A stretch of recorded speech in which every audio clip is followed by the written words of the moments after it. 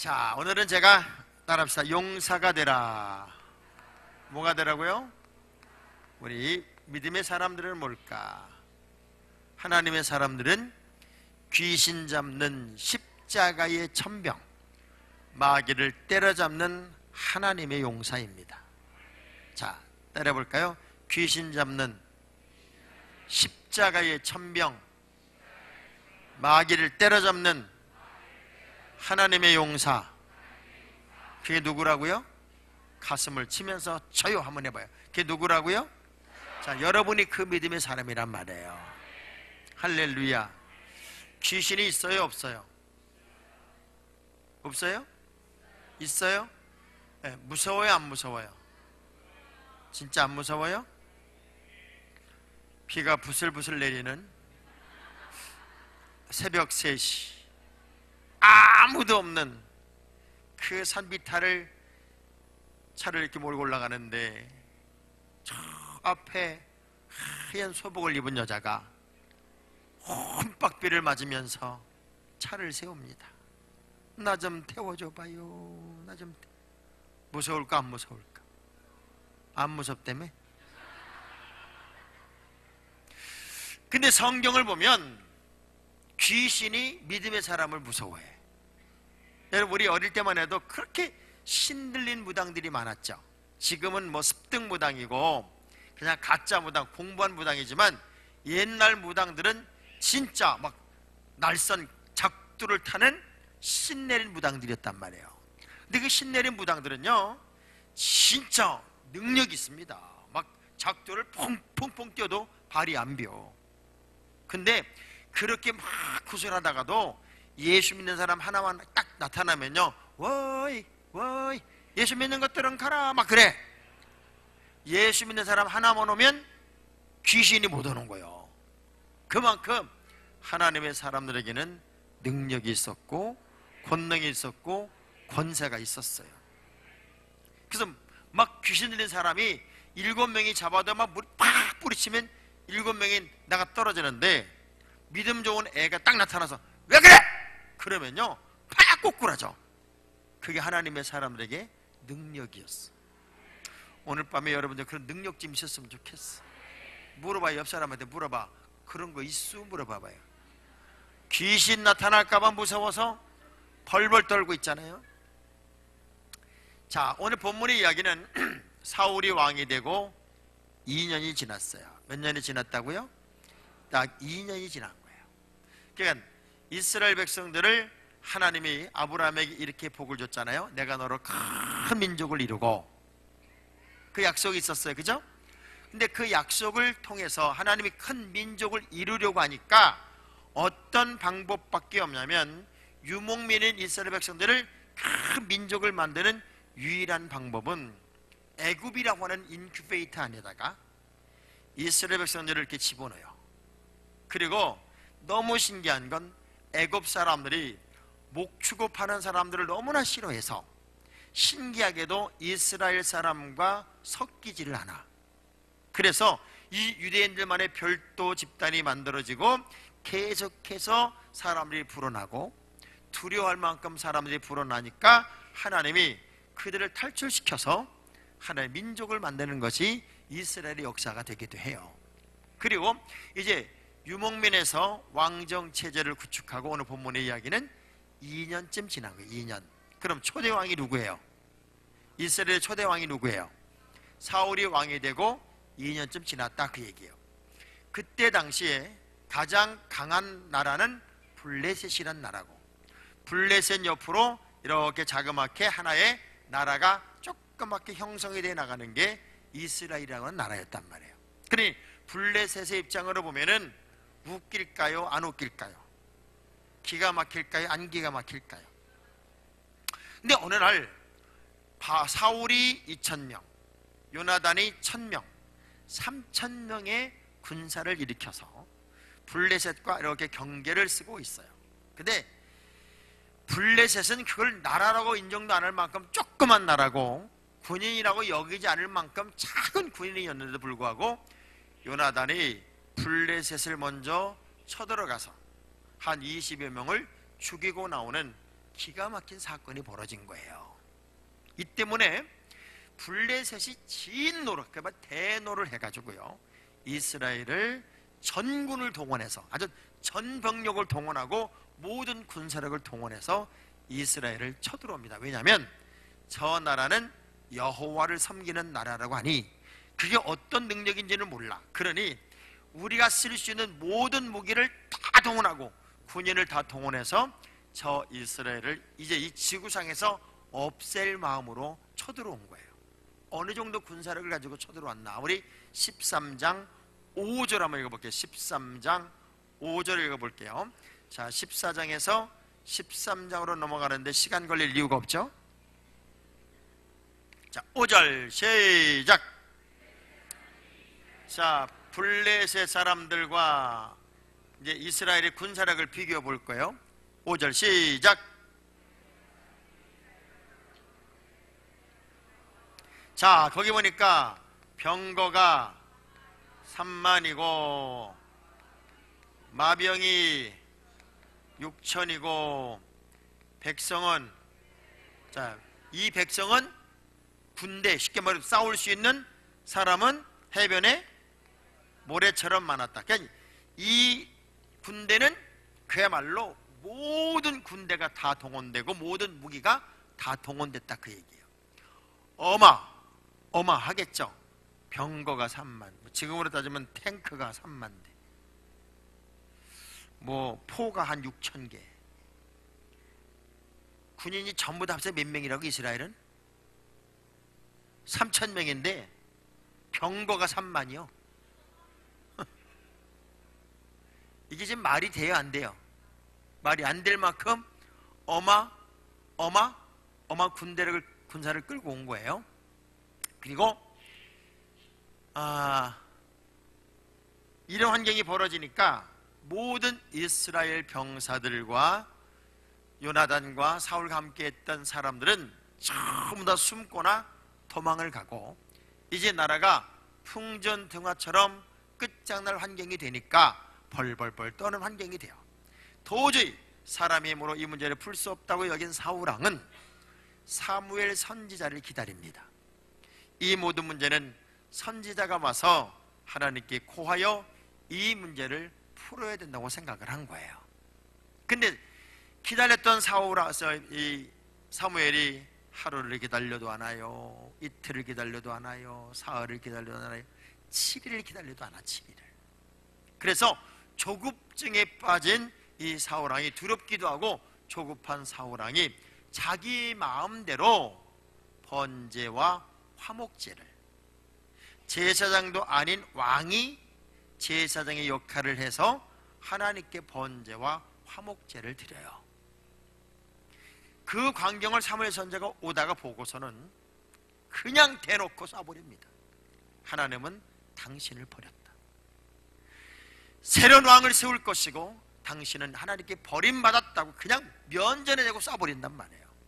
여러분, 아무리 급하고 여러분이 아무리 옳은 것 같아도 믿음의 사람들은요, 주의 종의 고난을 월권하면 안 됩니다.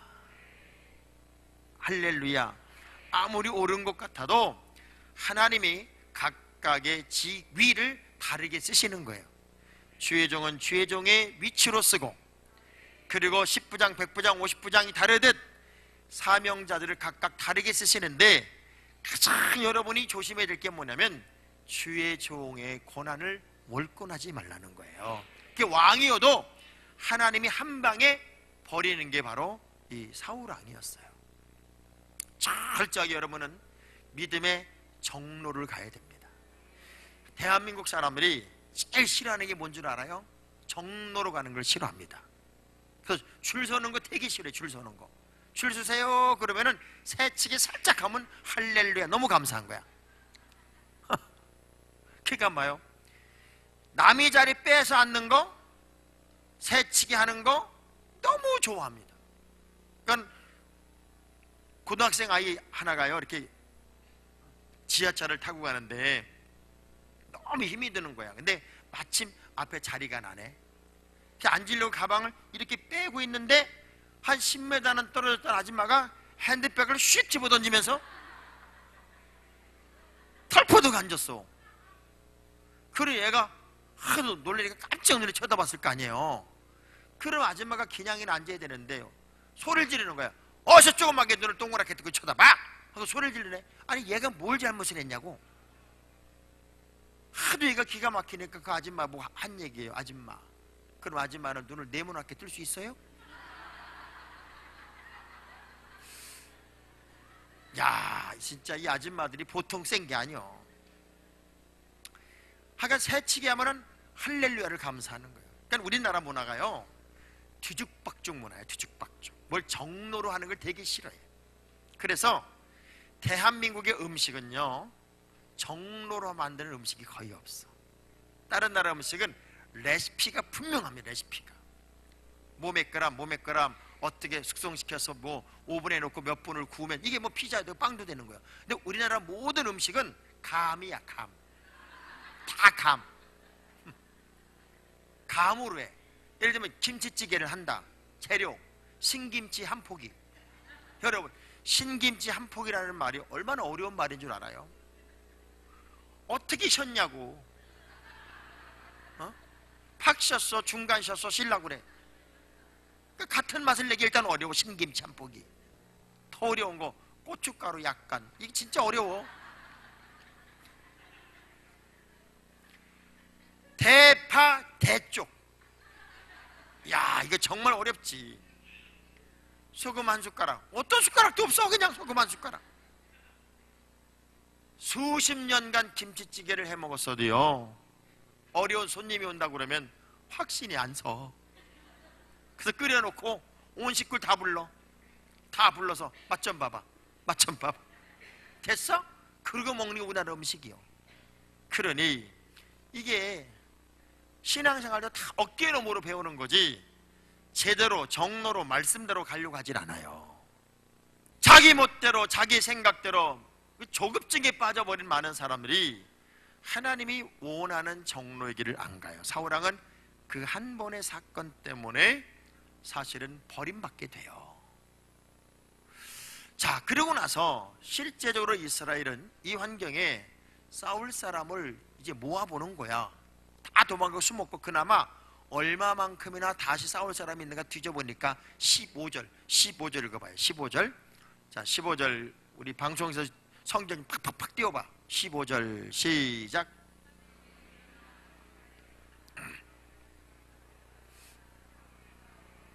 머리가 중얼중얼 웅얼웅얼거려. 하여간 예수 믿으면서 웅얼웅얼거리는 게 제일 피기 싫은 거예요. 똑바로 시작.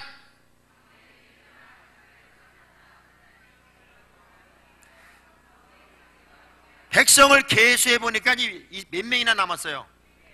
600명밖에 안 남았어. 다 도망가고. 600명. 또 19절 봐요. 19절 19절 시작.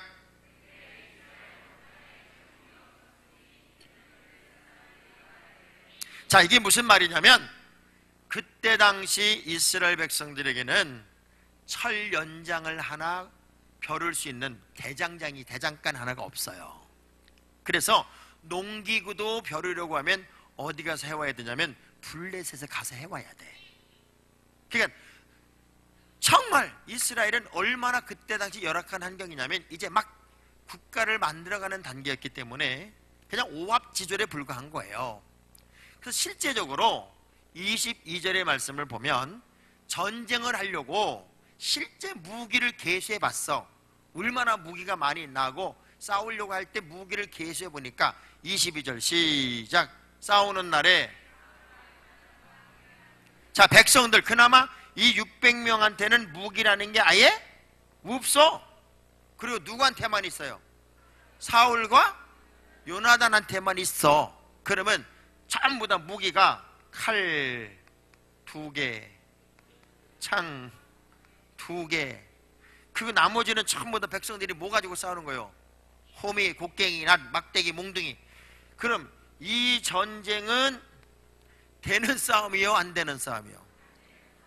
이제 끝난 거예요, 안 끝난 거예요? 이겨요, 져요? 자, 여러분이 생각할 때 100% 지는 거지. 근데 참 신기한 건, 지금 성경의 역사가 됐든 인류의 역사가 됐든 다윗이 골리앗을 이긴 이야기가 수두룩하다는 게 놀라운 일이에요. 그게 상식적으로는 불가능한데, 도저히 이길 수 없는데 하나님이 역사하시면 안 되는 게 돼요. 300명의 기드온 용사가 12만 대군을 물리친다고요. 이 말이 안 되잖아요.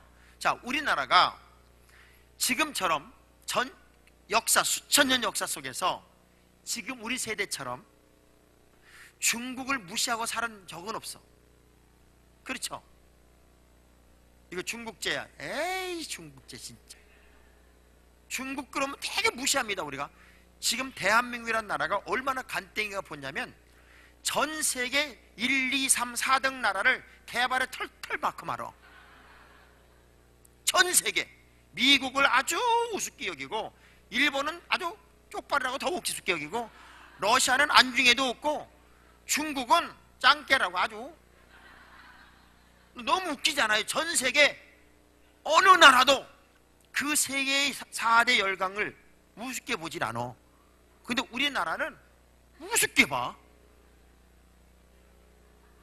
지금 김정은이가요 엄청나게 당황합니다.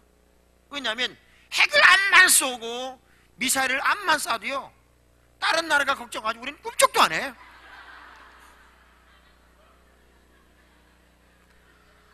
아니, 이 정도 뭐가 있었으면 뭐 나만이 사재기가 일어난다든가 아무 생각 없어. 우리는 아무 생각 없어.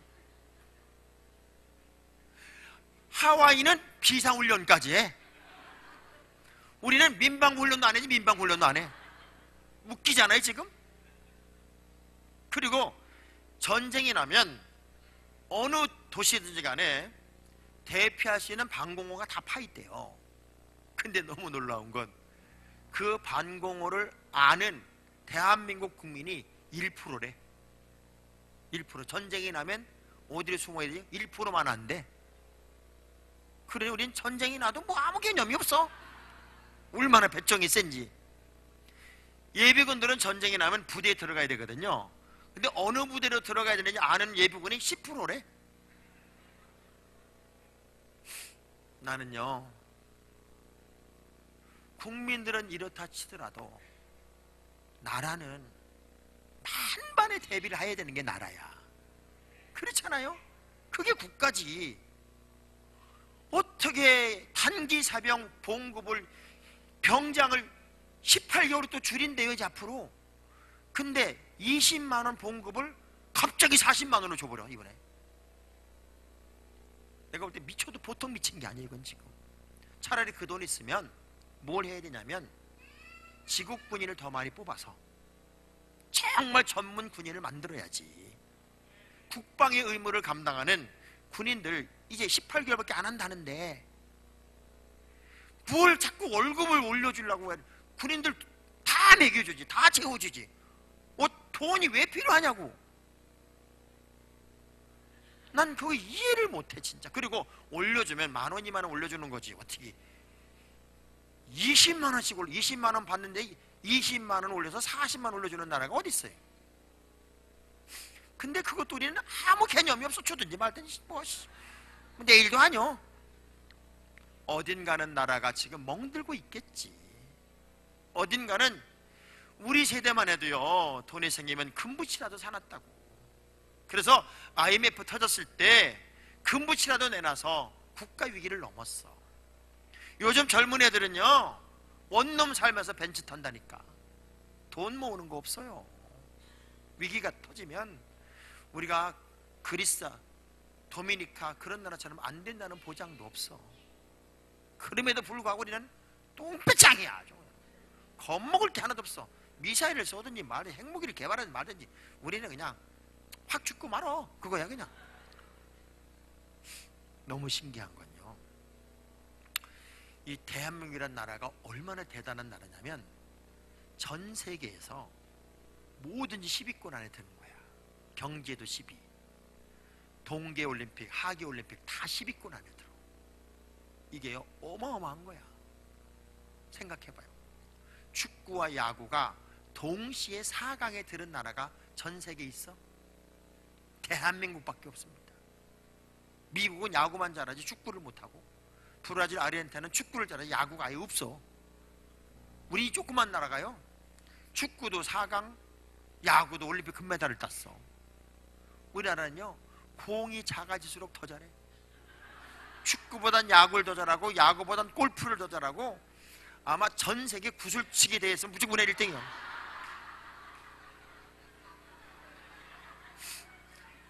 왜 그렇게 잘하나 봤더니 전 세계에서 쇠젓가락으로 묵을 들고 얘기할 수 있는 나라 우리나라밖에 없어요. 여러분, 쇠젓가락으로 묵을 든다니까. 그 묵을 딱 들고 얘기를 해. 뭐라 그랬다고? 얘기를 한다니까. 어마어마한 군사력과 비교가 안 되는 이 환경, 이미 끝이 난 것 같아. 그런데 믿음은 바라는 것들의 실상이고 보지 못하는 것들의 증거여서, 우리는 끝을 시작으로 바꾸시고 안 되는 걸 되게 하시는 내 하나님을 의지하고, 이제 믿음의 용사들은 또 다른 도전을 시작하는 거예요. 할렐루야. 자, 14장 1절을 한번 볼게요. 1절 크게 한 목소리로 시작.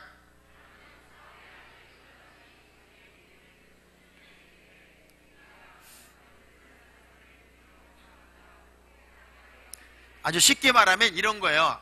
이제 요나단 때문에 사실은 나라가 풍전등화 죽게 생겼잖아요. 끝장나게 생겼잖아요. 그래서 이제는 다 낙심하고 좌절하고 이제 나라가 망할 것만 기다리고 있어야 되는데, 그 원인 제공자인 요나단이 무슨 얘기를 하는가 하면, 자기 무기를 든 소년을 향하여, 야, 얘 참새도 죽을 땐 짹하고 죽는 데는데 우리 이러지 말고 한 번 더 치자. 저거 블레셋 한 번 더 들어가자. 그리고 무기 든 소년에게 그렇게 이야기하면서, 우리가 저 블레셋을 한 번 더 쳐들어가는데, 우리 둘이 가는데 아버지한테는 얘기하지 말자. 사람 의지하지 말고 너하고 나하고 아주 단둘이 저 블레셋을 치러 가자. 여러분, 믿음은 종달새 아래서 종달새의 울음소리를 듣는 거라. 불가능이 가능으로 되고 안 되는 게 되는 역사의 주인공으로 우리가 살아야 된단 말이에요. 근데 우리는 이미 내가 알고 있는 상식선에서 끝이야, 희망이 없어, 이제 끝장났어, 이렇게 섣부른 결론을 내린다는 거예요. 믿음의 사람은 벼랑 끝에 서서도 버텨서 마침내 승리를 만드는 사람들입니다. 자, 다시 한번 주먹을 불끈 쥐고, 그럼에도 불구하고 나는 바짝바짝 일어나리라. 자, 사자굴 속에 다니엘이 죽었을 거라는 확신이 사자굴에 다니엘을 집어넣은 모든 사람들에게서 몇 프로일까요? 100%지. 맞죠? 사자굴 속에 딱 집어던졌으니까 이제는 100% 다니엘은 죽었을 거라고 믿어. 근데 너무 놀라운 건, 다리오 왕은 모함으로 내가 잘못 도장을 찍어서 다니엘을 사자굴에 넣었다는 것을 알면서도 이분에게는 희망이 있었어. 내가 항상 섬기던 사시는 하나님이 너를 구원하리라. 이 왕의 그런 믿음이 있는 거예요. 어느 누구도 0.0001%도 그 사자굴 속에서 다니엘이 살아나올 것이라고 생각하지 않았지만, 그 다리오 왕은 그 희망을 가지고 밤새도록 잠을 안 자고 새벽에 사자굴에 와서 이 왕이 이렇게 말합니다.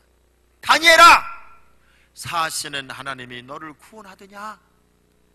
이야, 그때 사자굴 속에서 왕이시여, 사시는 하나님이 나를 구원하더이다. 할렐루야.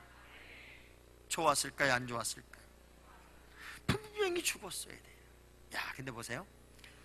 하나님이 사자들의 입을 봉하사, 사자들의 입을 봉하사 다니엘을 건드리지도 못하게 합니다. 그러면 사자굴 속에 딱 떨어진 다니엘, 먹잇감이 왔다고 빙 둘러선 사자, 다니엘이 괴로웠을까요? 사자들이 괴로웠을까요? 다니엘은 날 잡아 잡수셔, 그리고 드러놓고 사자들은 하나님 어떻게 먹이는 주시고 입을 방으셨나이까. 발톱도 다 감춰지고. 그러니까 밤새도록 사자들은 통성기도 밤새 하고, 그 이제나 입이 열리나 한번 밀어보기도 하고 발톱을 쳐보기도 하고. 그러니까 다니엘은 밤새도록 전신 안마에 미건까지 받아가면서 잠을 잡고 이른 아침 새벽에 다니엘아 사하시는 하나님이 너를 구원하더냐? 왕이시여 사하신 하나님이 너를 구원하더이다. 다니엘을 건져내라. 그리고 축배를 들던 그놈들을 그냥 쳐놓는데 그들이 땅에도 떨어지기 전에 사자들이 움켜잡음에 뼈가 으스러져 죽었대. 그런 사자가 다니엘은 건들지도 못해. 그게 하나님의 역사예요. 할렐루야. 그래서 우리는 가장 어렵고 힘들 때 믿음으로 다시 일어나야 되고, 또다시 시작하고, 또다시 도전하고, 또다시 가슴을 키우는 믿음의 큰 그릇들이 여러분이 돼야 돼요. 그래서 여러분 예수 믿으면서 절대로 꾸시렁거리지 마라. 뒷말도 이 충청도 분들이 앞에서는 별로 말을 안 하고 그려 이래 해놓고 뒤에 가가지고 꼭 해야 되는감? 이렇게 누구 얘기한다니까? 꼭 뒷말을 한대. 옆 사람한테 물어봐. 당신도 그러고 물어봐봐요. 그러니까 여러분 절대 뒷말하지 말고 안 될 때 되게 하시고 없을 때 있게 하시고 부족할 때 채우시는 내 하나님을 의지하고 주저앉지 말고 다시 일어나고 다시 부닥쳐 보는 거예요. 할렐루야. 큰 파도가 오면요 배가 뒤돌아서면 그냥 쓰러집니다. 큰 파도를 이기는 방법은 파도를 치고 나가는 거예요. 파도를 정면으로 치고 나가야 그 배가 파손되지 않고 파도를 넘어가는 거더라고요. 그런 것처럼 지금이 아무리 힘들고 어려워도 하나님이 주시는 능력을 의지하고 다시 도전하고 다시 부딪히고. 너무 신기한 건 하나님이 할 수 있는 믿음을 주셨고 감당할 수 있는 능력도 주셨어요. 여러분은 하나님의 자녀의 권세를 가졌단 말이에요.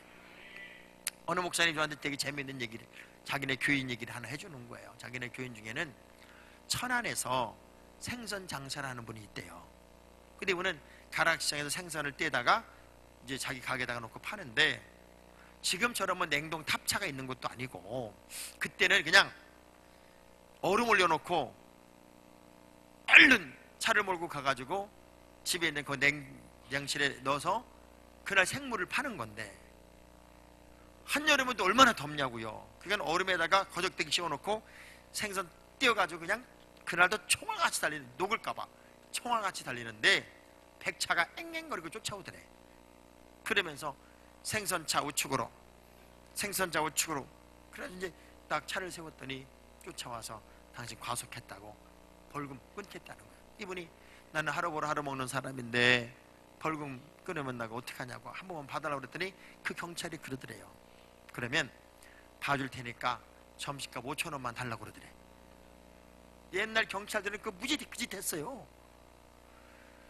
근데 이 사람 주머니에는 10,000원짜리 하나밖에 없는 거예요. 나 10,000원짜리 하나밖에 없는데 어떻게 하면 좋겠냐 그랬더니 일단 그걸 주면 내가 한 대를 더 잡아가지고 금방 거실로 준다고 그러더래. 어떻게 달래? 그래서 10,000원을 주고서는 기다리는데 이 백차가 좀 앞으로 가더니 금방 한 대를 또 잡더래요. 그래서 이제 이 사람은 톨게이트 TV도 없으니까 5,000원 거실로 줄 줄을 기다리고 있는데 아르 이놈의 경찰이 그냥 가버리네. 여러분은 그때 막 꾸시렁거리고 저게 무슨 민중의 막대기냐 몽둥이냐 그래야 되는데 이 사람은 그럴 겨를이 없으니까 이제 생선차가 경찰차를 쫓아가는 거야. 근데 여러분 알지? 생선차에도 마이크 있는 거. 생선 팝니다 있잖아요. 볼륨을 이빠이 올리고 크락션을 누르고 불을 껌뻑껌뻑거리면서 경찰차 우측으로 경찰차가 한참 가다 보니까 뭐 경찰차 우측으로 난리가 났네. 착 세웠더니 앞으로 생선자가 탁 쓰더니 5,000원 주셔. 그리고 5,000원 받아갔대요. 하나님의 사람들에게 있어서 가장 큰 힘은 그럼에도 불구하고 다시 일어나는 것이고, 또 다른 하나님의 방법을 향해 도전하는 믿음. 다시 말하면 불가능한 환경이지만 가능성이 하나님을 의지해서 그저 주저앉는 게 아니라 또다시 여호와의 이름으로 도전하고 달려가는 믿음이 여러분의 믿음이 되어야 된다, 그 얘기예요. 자, 무엇 때문에 이것이 가능했느냐 하면은 6절의 말씀을 보니까 요나단은 믿는 구석이 있어요. 시작.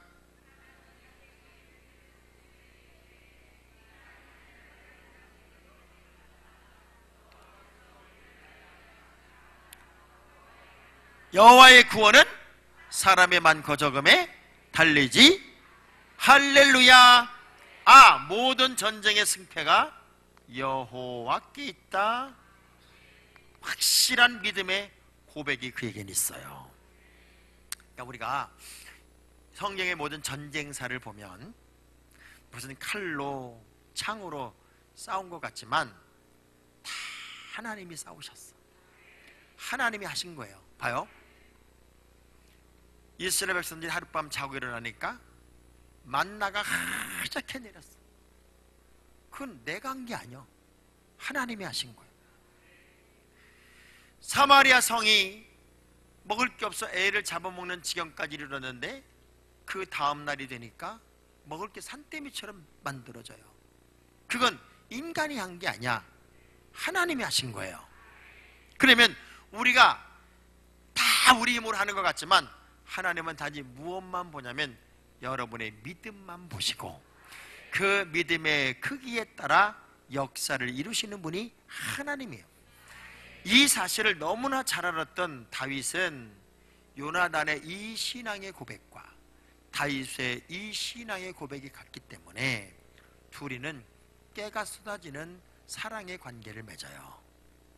교회에서도요, 성도들끼리 어떻게 친해야 되냐면 친목기로 친한 게 아니라 믿음의 고백이 같아서 친해야 돼.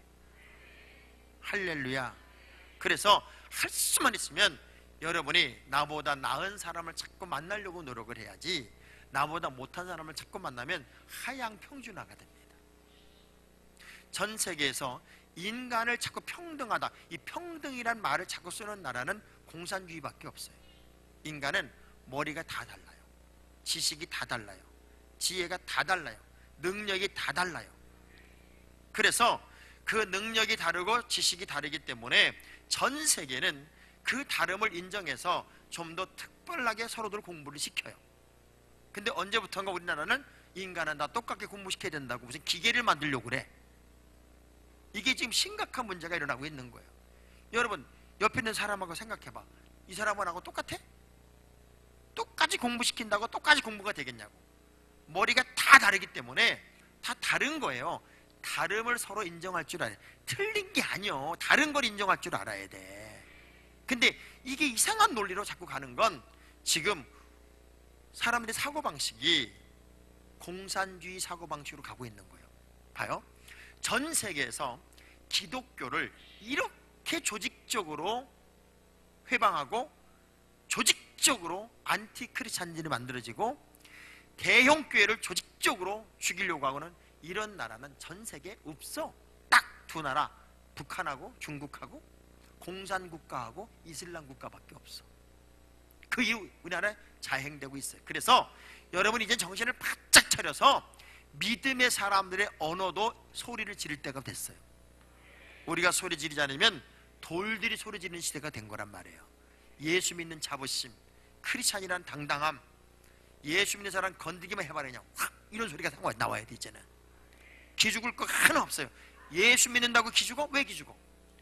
저가는 교회 다니면서 술 먹고 담배 피워. 그러니까 기죽는 거요.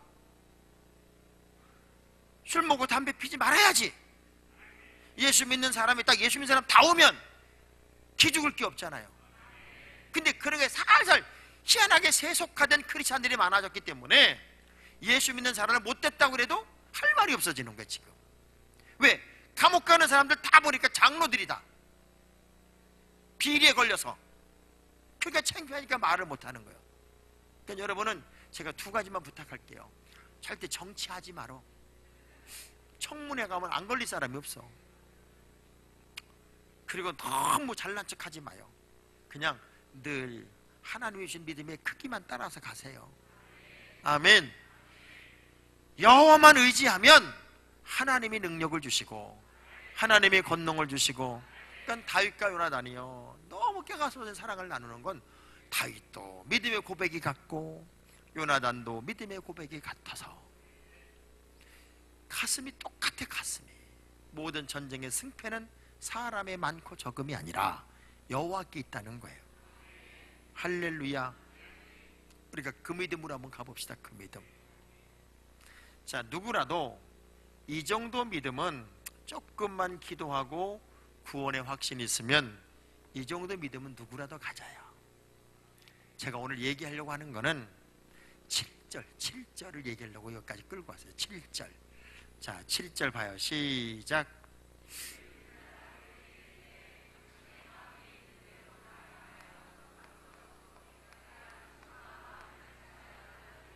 할렐루야. 야, 저는요, 왜 요나단이 이런 어찌 보면 객기를 부릴까를 생각해 봤더니 그에게는 생명을 건 동역자가 있어. 봐요. 장군님이 지금 완벽하게 끝장난 그 나라를 향해서 둘이서 치러 간다고 그러면, 야, 너가 나하고 단둘이 저 불에서 확 치고 오자. 그러면 뭐라고 얘기를 해야 되냐면, 장군님, 뜻은 귀합니다마는 고정하시옵소서. 우리 단둘이 저기를 쳐들어가는 것은 온 몸에 휘발유를 붓고 불 속에 들어가는 것과 무엇이 다르겠습니까? 고정하시옵소서. 이래야 되는데 이 무게 든 소년이 뭐라는가 하면, 장군님, 앞서 가소서. 내가 당신과 마음을 같이하여 내가 따르겠나이다. 야, 왜 바울이 위대했을까요? 왜 모세가 위대했을까요? 봐요. 바울에게는요, 바울과 베드로를 비교해 보면 바울에게는 바울의 사람들이 넘쳐요. 그죠? 눈을 빼주겠다, 목숨을 바치겠다, 뭐 함께 동역하는 사람들이 곳곳에서 바울의 동역자들이 넘쳐요. 근데 애석하게도 베드로에게는 베드로의 동역자들이 거의 없어요. 베드로는 예수님의 수석 제자예요. 3년 동안을 동고동락하며 쉽게 말하면 제자 훈련을 직접 받은 사람이에요. 바울은 한 번도 예수님을 직접 못 만났어요. 그럼에도 불구하고 바울과 베드로의 차이를 놓고 보면 어마어마한 사역의 차이가 있어요. 왜 그런가 봤더니 바울에게는 바울의 동역자가 있어요. 목숨 건 동역자, 생명 건 동역자들이 있어요. 아무리 훌륭한 것 같아도요, 모세에게는 아론과 훌이 있고 예수님에게는 12제자가 있고, 그런 것처럼 여러분의 담임 목사님이 아무리 능력이 많아도 여러분이 뭐만 하려고 그러면 안다리 바깥다리 걸면요, 아무 짓도 못합니다. 그런데 믿음의 동역자들이, 목사님 앞서 가십시오. 내가 목사님과 마음을 같이하여 목사님을 따르겠습니다. 이런 사람이 거룩한 믿음의 동역자가 있으면요, 역사는 일어납니다. 할렐루야. 그래서 여러분의 담임 목사님을 여러분이 간호장교로 만들 수도 있고 야전군 사령관으로 만들 수도 있어요.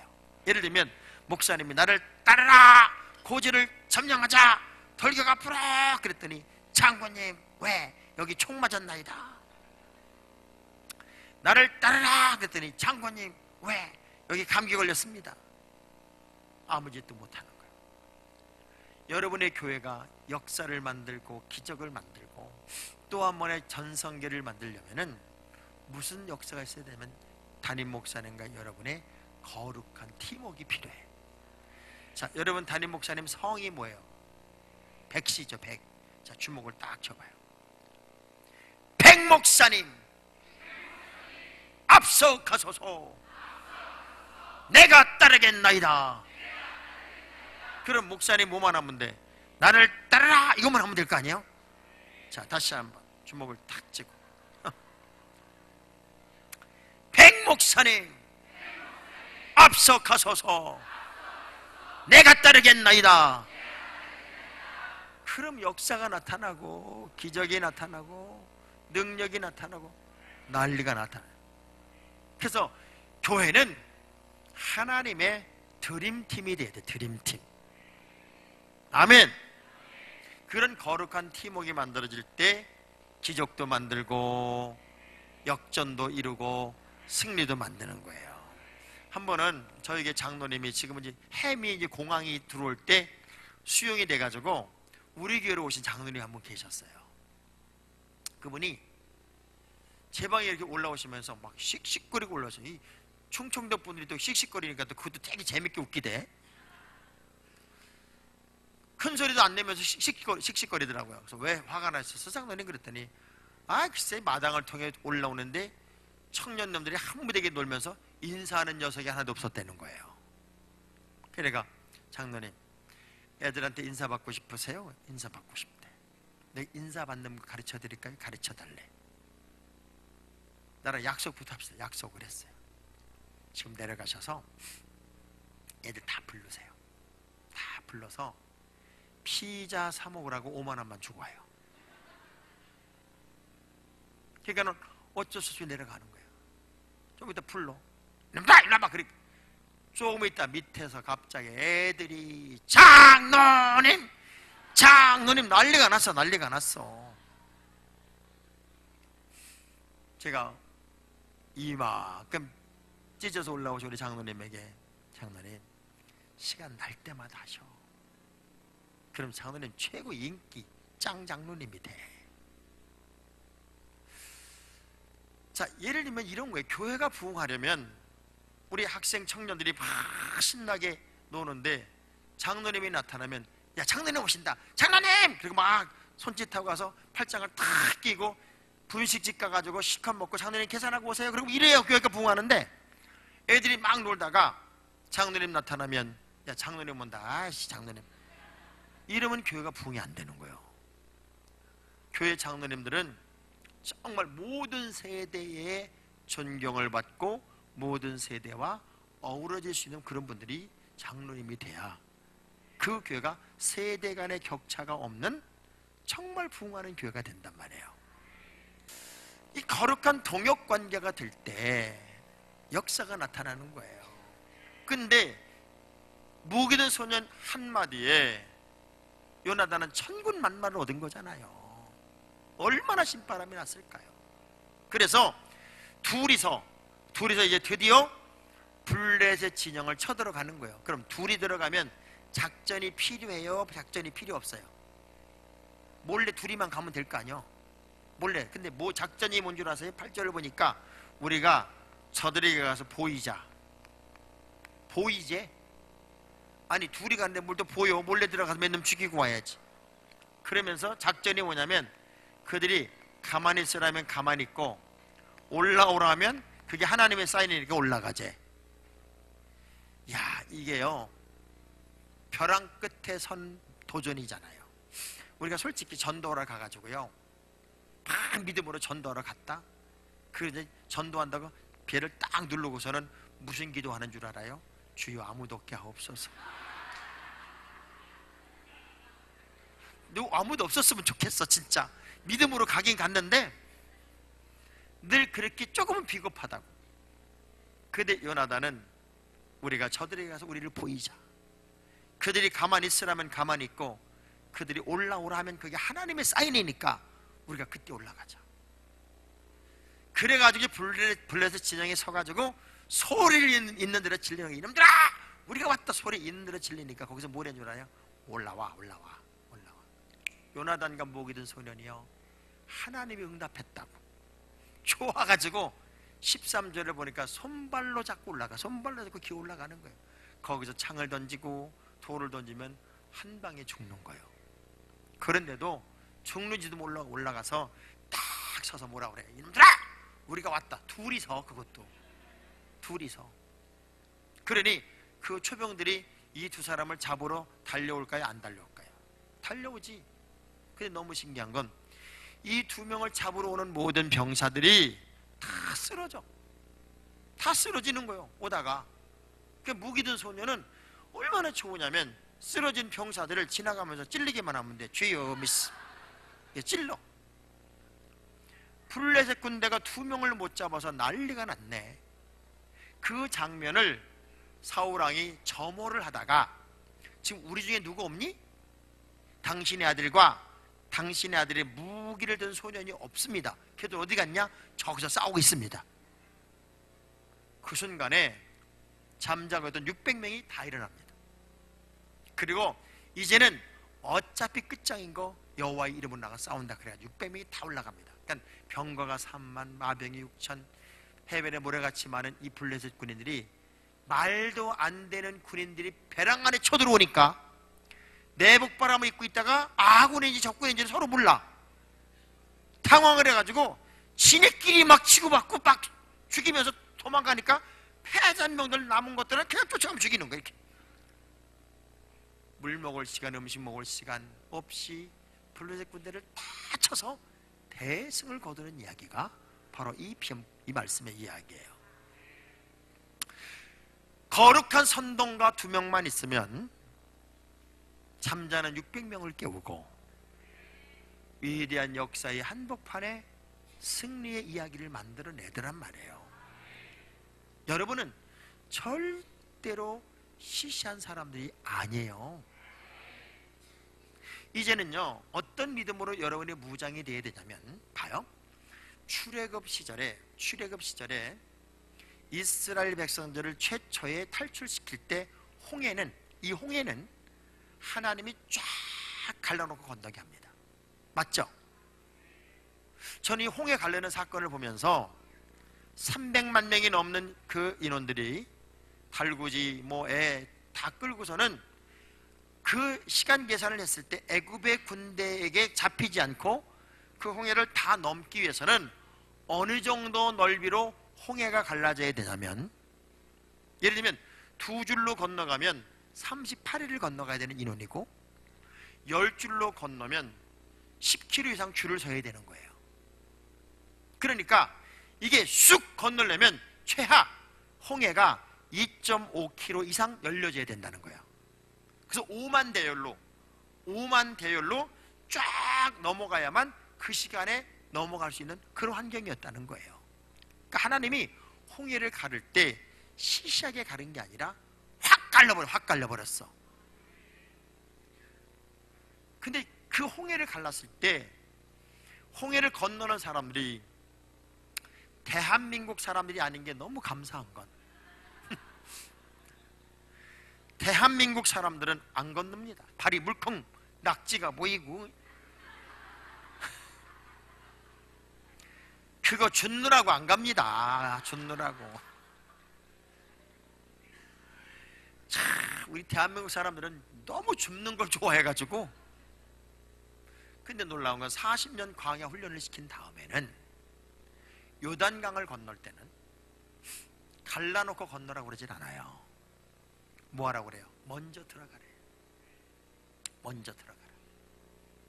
제일 홍수가 범람하는 계절에 제사장부터 들어가고 나팔을 불고 믿음으로 들어가라는 거예요.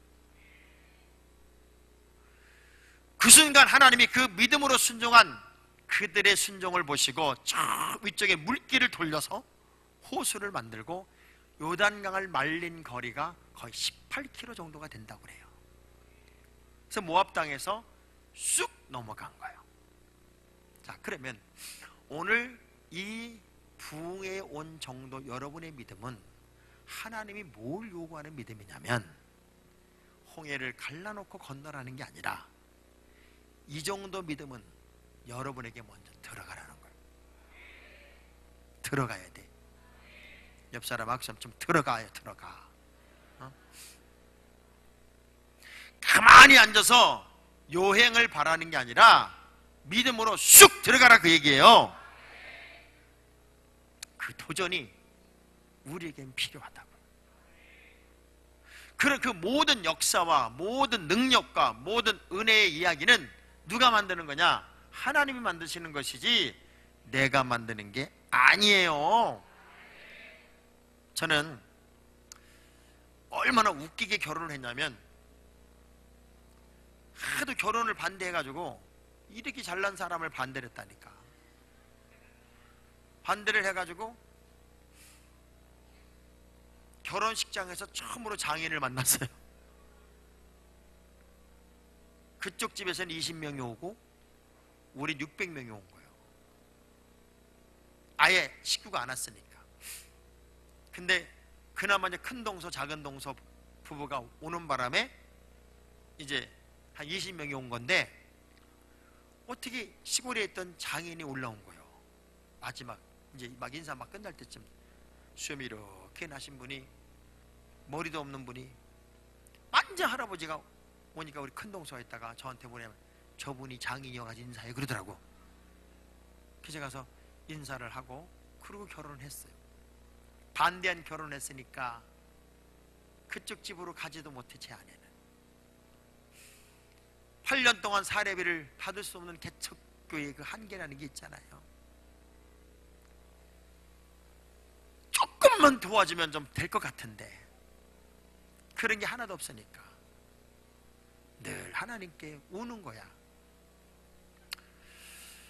딱 8년이 지난 어느 날 모든 전세가 완전히 뒤집어졌어. 그렇게 반대하던 내가 그 집에서 제일 괜찮은 남자가 돼 있었고, 제 아내가 제일 괜찮은 여자가 돼 있고, 지금도 제가 제일 괜찮은 사위야. 그래서 나한테 꼼짝을 못해. 저는 그걸 보면서 느끼는 거예요. 당장은 힘들고 어려워도 하나님의 방법으로 가는 사람들에게는 내일이 있고 미래가 있어요. 거룩한 꿈이 있다고요. 절대 여러분 폐쇄적으로 살지 말아요. 하나님만 의지하고 믿음의 거룩한 동역관계를 유지하는 큰 가슴을 가지면 미래는 하나님이 엽니다. 봐요. 기원전 3세기입니다. 기원전 3세기. 이 지구상에는 두 개의 거대한 토목공사가 벌어져요. 하나는 진나라의 만리장성, 하나는 로마의 대가도공사입니다. 자, 똑같은 어마어마한 토목공사인데, 진나라의 만리장성은 우리끼리만의 세상을 살자고 우리만의 울타리를 치는 것이 진나라의 만리장성이었고, 로마의 대가도공사는 모든 길을 세계로 통하게 해서 전 세계와 우리가 맞닿게 하자 하고 가슴을 연 게 로마의 대가도공사예요. 놀라운 건 진나라는 배신자에 의해서 문이 열리는 바람에 한 방에 무너져 버렸어요. 근데 로마는 천년 제국을 이뤄냅니다. 봐요. 나만을 생각하고 내 중심으로 사는 폐쇄적인 사람들에게는 미래가 있을 것 같은데 미래가 없어요. 그러나 모든 사람을 향하여 가슴을 열고 소통할 수 있는 믿음의 사이즈를 가진 사람들에게는 천년 제국이 이루어지듯 미래가 있고 내일이 있어요. 신앙생활도 똑같아요. 여러분들이 자꾸 영적인 자폐증 환자처럼 성도들과 어울리기 싫어하고 나만 이렇게 고립되어 있으려고 그러고, 구역이라도 짜놓으면은 갑자기 바꿨다고 삐쳐가지고 왜 나를 거기서 빼내냐고, 이렇게 낯가림이 심한 교인들의 신앙생활은 발전이 없습니다. 어디를 갖다 놔도 누구를 만나도 한 가족으로서의 사랑의 하모니를 만들어낼 수 있는 가슴을 연 사람들에게는 미래가 있어요. 할렐루야. 구역을 바꿔놨다고 목사님 이럴 수가 있냐고, 왜 나만 빼놨냐고.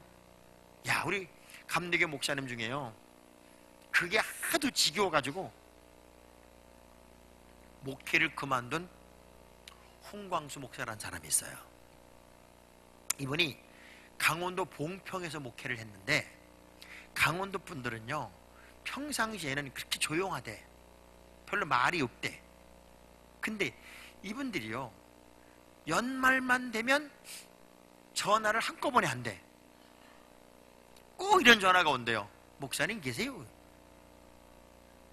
김 집사님 어떤 일이세요? 그러면 목사님 똑대기 들으시래요.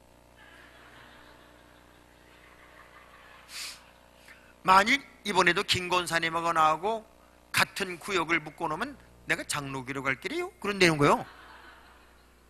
그런 교인 몇 되지도 않는데 장로교로 간다니까 얼마나 걱정이 돼요. 걱정하지 말라고, 내가 김권사님하고 절대 같이 안 묶을 테니까 장로교로 가지 말라고 막 달래놓으면은요 며칠 있다가 또 권사님이 전화가 온대. 김권사님이 목사님 계세요?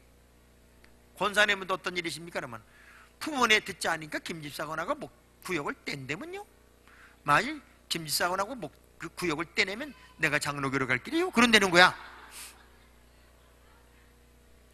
그게 매년마다 시달려. 매년마다. 그런 사람들이 한 10대 명이 됐대. 10대 명. 한 번은 너무 힘들어서 그렇게 전화하는 사람들 다 모아가지고 다 불렀대. 다 불러놓고 뭐라 그랬냐면, 너네가 여기 있어라, 내가 간다. 그리고 이분이 목회를 그만뒀어. 그리고 뭘 연구했냐면 인간의 기질을 연구한 거야. 기질. 인간은 왜 저렇게 살아야 되는가는 기질 연구가가 됐는데, 이분이 우리나라에서 기질 연구가라면 거의 탑 랭킹에 들 만큼 최고의 그 강의를 하는 기질 연구가가 된 거예요. 삼성회의고 뭐고 다 건네 가서.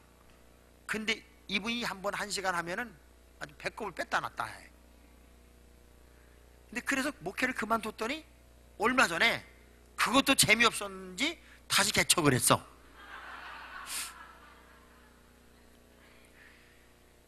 왜 사람이 저렇게 안 변할까? 지겹게도 안 변하네. 계자무적이라는 말이 있어요. 계자무적. 인자무적이라는 말은 어진 사람에게는 적이 없다는 말이에요. 그럼 계자무적은 뭐냐? 개기는 사람한테는 당할 적 없다, 그 얘기요.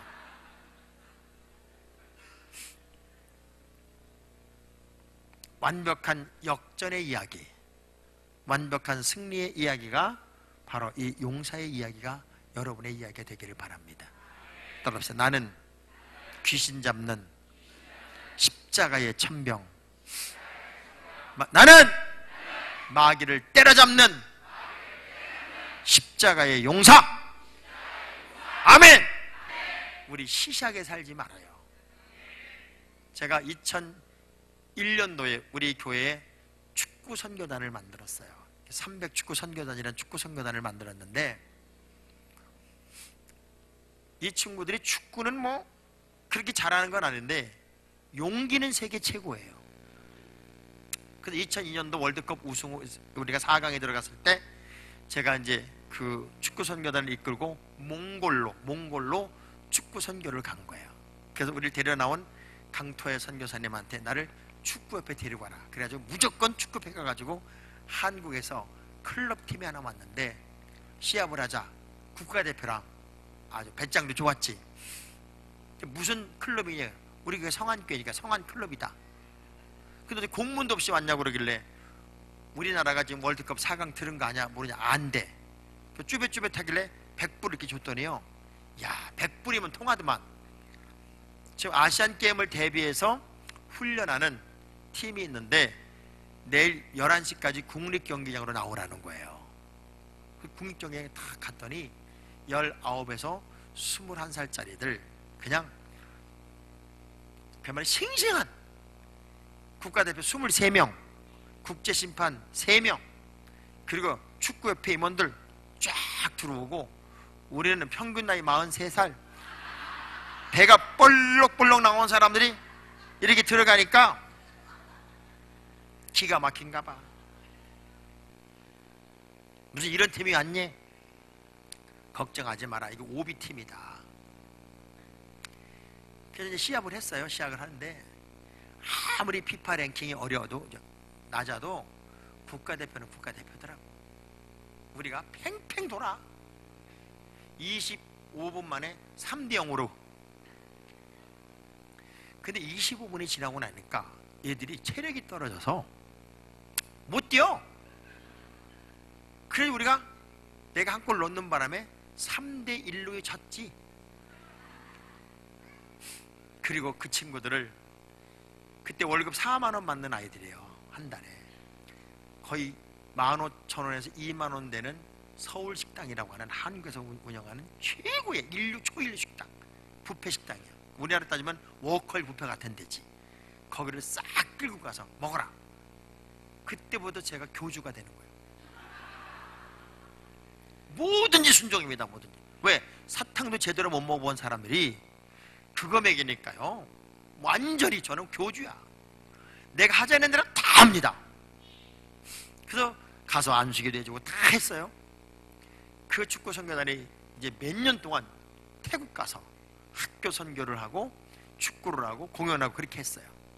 그 우리 축구 선교단이 다 운동장에 앉으면 무릎을 꿇고 뚱그렇게 써서 외치는 구호가 있었어요. 그 구호가 뭐냐면 할 수 있다, 하면 된다, 꼭 된다, 아멘, 이거였어요. 축구는 못해도 용기는 세계 최고여서 그렇게 엄청난 일을 해냈다고요. 여러분도 할 수 있고 하면 되고 꼭 되는 인생입니다. 자, 여러분은 까먹으니까 제가 구호 좀 써줘야지. 여기다가 따라합시다. 할 수 있다, 하면 된다, 꼭 된다, 아멘. 제가요 준비! 그러면 여러분은 아자! 이렇게 하는 거예요. 왜냐하면 대한민국의 화이팅은 아자야. 자, 준비! 아자! 제가 시범 보여볼게요. 시작! 그러면 박수부터 치는 거예요. 할 수 있다, 하면 된다, 꼭 된다. 두 손을 번쩍 들고 아멘! 이렇게 하는 겁니다. 자, 다시. 야가 아니고 야자, 아자야, 아자. 준비! 아자! 야가 아니고 아자라니까. 다시. 준비! 아자! 시작! 할 수 있다, 하면 된다, 꼭 된다, 아멘! 시작!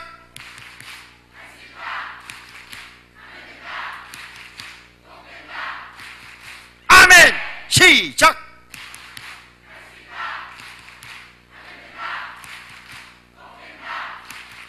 아멘! 이제 연습을 한 거예요. 이제 이렇게 한번 해보는 거예요. 제대로. 따라합시다. 할 수 있고 하면 되고 꼭 됩니다. 자, 이제 제대로 한번 해보는 거예요. 마지막에 아멘! 할 때는 그냥 막 등이 하나 떨어질 정도로 크게 하는 거예요. 자, 준비! 아자! 시작! 할 수 있다, 하면 된다, 꼭 된다, 아멘! 시작!